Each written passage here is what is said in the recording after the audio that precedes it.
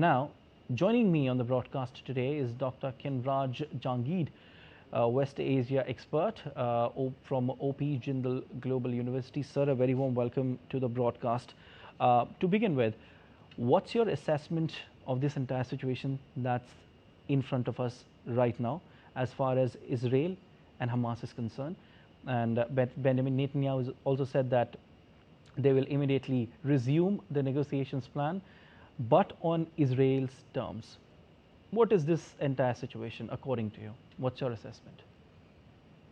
Namaskar, Siddharth. The situation that Israel has got in is a very bad one. There Okay. are really no, uh, let's say, good policy decisions to be made.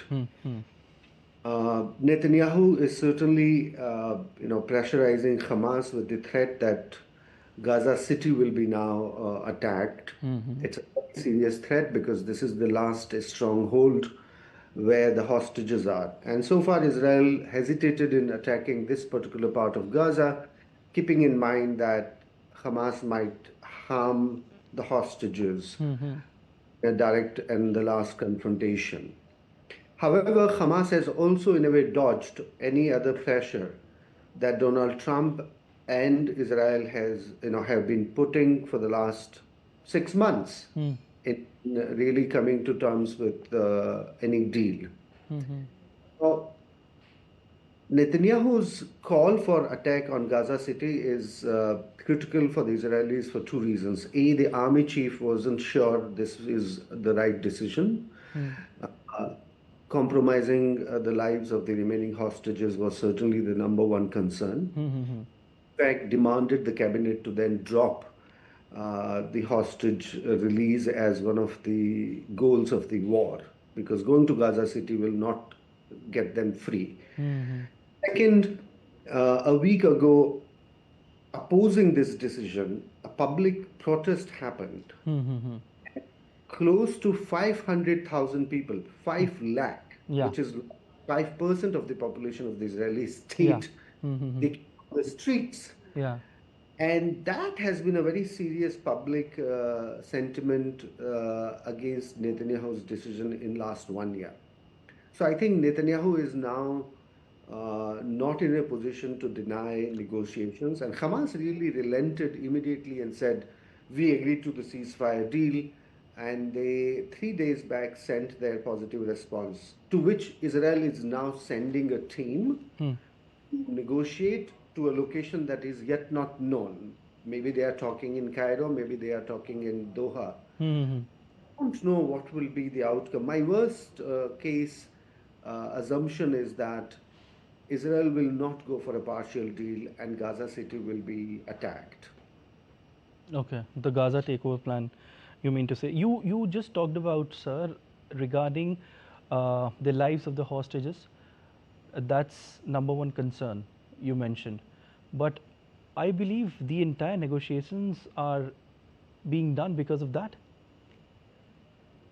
See, this is the tricky part. There are many ministers in Israeli government, including the Minister for the Interior Security and the Finance Minister, who are both security cabinet, part of the security cabinet. And saying that hostages are not the number one priority.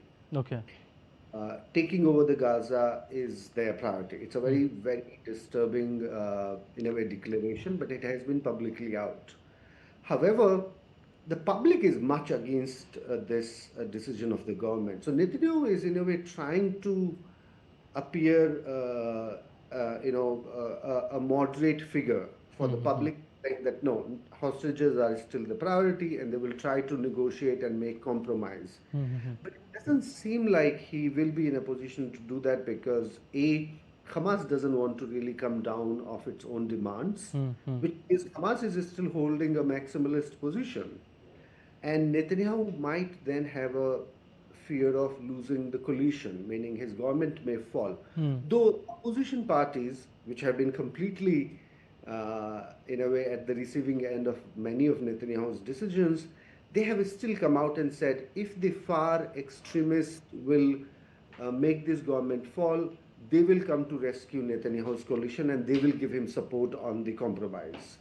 Netanyahu has also said that negotiations if at all, will happen, you know, keeping Israel's demands in concern? What are these demands? What are these terms and conditions? That's the most ambiguous part of this war. Netanyahu hasn't really said what is his end game, what is the final goal that till what objective he will fight in Gaza. He said it very clearly yesterday that he will negotiate, he will not suspend the conversation with Hamas representatives. He will still carry on with the Gaza city operation, which means he is on a maximalist strategy to let Hamas negotiate on its own terms, and Israel will not drop the plan to occupy the whole of Gaza. Yeah, so that means that on one side the negotiations will take place, if at all, and on one side the Gaza takeover plan will carry on. Israel's defense ministry, has authorized the call-up of roughly 60,000 reservists. How massive this operation could be, and what could be its geopolitical implications, sir?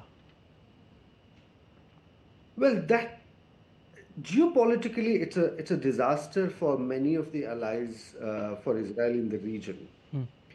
Allies like Saudi Arabia, Jordan, Egypt, they have all been demanding Israel to really reach to a political solution. So I think geopolitically, Israel will test the support of these Arab states.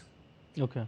Arab states do have an interest in seeing the final defeat of Hamas in Gaza City. That's also a tangible goal that is yet to be achieved.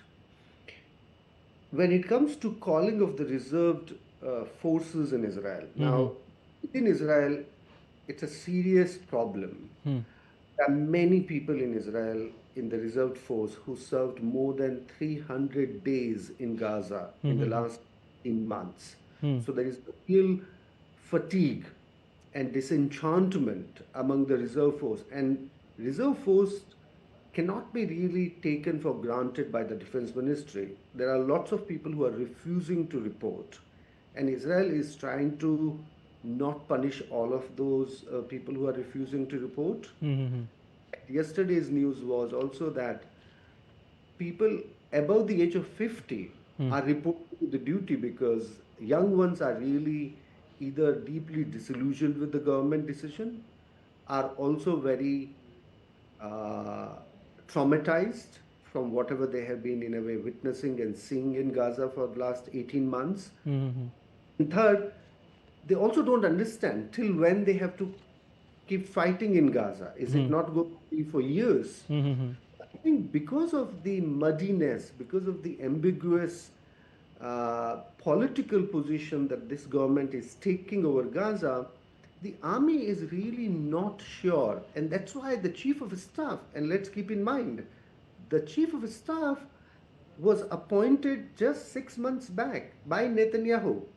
They fired the last one, Yoav Gallant, because he was opposing their military operations in Gaza endlessly. Indeed, indeed. Now the current chief is also saying to the government, yeah. not I sure understand, sir, what you're trying to say.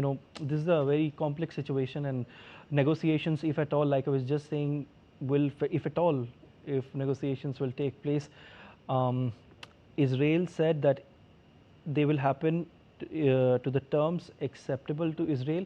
So we'll have to wait and see when and where will these negotiations, if at all, will take place. This is developing. But we leave it there. Thank you so much, sir, for coming on the broadcast today. Thank you so much.